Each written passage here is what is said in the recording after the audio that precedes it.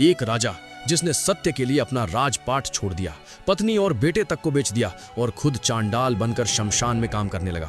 भारतवर्ष में एक महान राजा थे, राजा हरिश्चंद्र। वे सत्य के सबसे बड़े पुजारी थे। सूरज चांद अपनी जगह छोड़ दें पर हरिश्चंद्र सत्य का मार्ग नहीं छोड़ेंगे। उनकी सच्चाई की परीक्षा लेने के लिए स्वयं महर्षि विश्वामित्र ने एक लीला रची।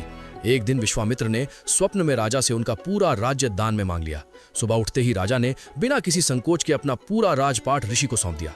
राज्य दान करने के बाद ऋषि ने राजसूय यज्ञ की दक्षिणा मांगी। राजा के पास अब कुछ बचा नहीं था। दक्षिणा चुकाने के लिए उन्होंने खुद को, अपनी पत्नी तारा और पुत्र रोहिताश्व को काशी के बाजार में एक ब्राह्मण को बेच दिया और खुद एक चांडाल के पास जाकर शमशान में काम करने लगे। शमशान में राजा का काम था जो भी शव आता उससे कर वसूलना। दुर्भाग्य से राजा के पुत्र रोहिताश्व को सांप ने डस लिया और उसकी मृत्यु हो गई। बेबस रानी तारा अपने पुत्र के शव को गोद में लेकर शमशान पहुंची। राजा हरिश्चंद्र ने जब देखा तो उनका कलेजा फट गया, लेकिन सत्य का नियम, उन्होंने अपनी पत्नी से भी कर मांगा। रानी रोते हुए बोली, स्वामी, ये आपका ही पुत्र है। राजा की आंखों में आंसू थे, लेकिन वचन अटल था। उन्होंने कहा, मैं सत्य नहीं छोड़ सकता। रानी ने अपनी फटी हुई साड़ी का एक टुकड़ा फाड़कर कर के रूप में देना चाहा। जैसे ही हरिश्चंद्र ने वो कपड़ा हाथ में लिया, स्वयं भगवान विष्णु, इंद्र और विश्वामित्र प्रकट हुए।